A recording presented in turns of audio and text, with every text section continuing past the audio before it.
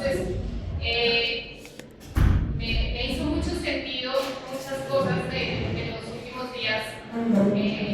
papales respecto a la preparación de esta ponencia. Lo que yo quiero es un poco aterrizar en el siglo XX y aterrizar en el siglo XX latinoamericano. Y pensando un poco en lo que ustedes comentaban respecto a Vasco de Quiroga y respecto a los dominicos y a Campanella, aquí hay otra visión de América Latina, desde la idea de que América Latina está en una condición de crisis, en una condición de ruptura, de abandono, y requiere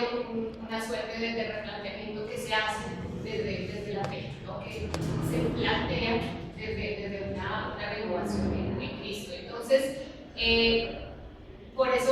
encuentro una serie de puntos de partida distintos a los que justamente acababa de mencionar Jorge y Pablo, pero de alguna manera referencias constantes a lo mismo, a la idea de futuro, a la idea de porvenir y a la idea de lo que vamos a encontrarnos con respecto también a las utopías fallidas.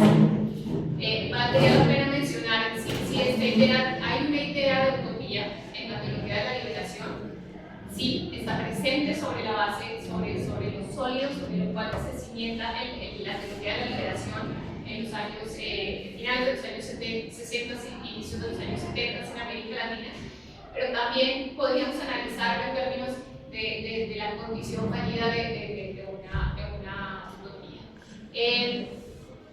bueno, para hablar de teología de la liberación, quizá voy a mencionar dos o tres cosas que nos pueden servir de pistas o de elementos de referencia para identificar desde dónde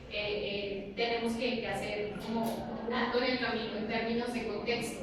Evidentemente, es una referencia directa a la América Latina de los años 60, a las condiciones de pobreza y a las condiciones también de desigualdad social, a un momento convulso socialmente, políticamente, posterior a la Revolución Cubana, que sin duda exacerba unos ánimos de inquietud social, de rebeldía, de replantear el orden existente. En términos políticos, y ese contexto que está presente en América Latina no es ajeno tampoco a un proceso más global que denominamos Concilio Vaticano II y que tiene lugar entre los años 62 y 65 con el Papa Juan XXIII, perdón. Y que de alguna manera nos habla de un replanteamiento de lo religioso y una modernización, un ayornamiento de la Iglesia Católica, una forma de plantearse un diálogo con la modernidad y que interpela, entre otras cosas, elementos que van a coincidir con este momento convulso latinoamericano.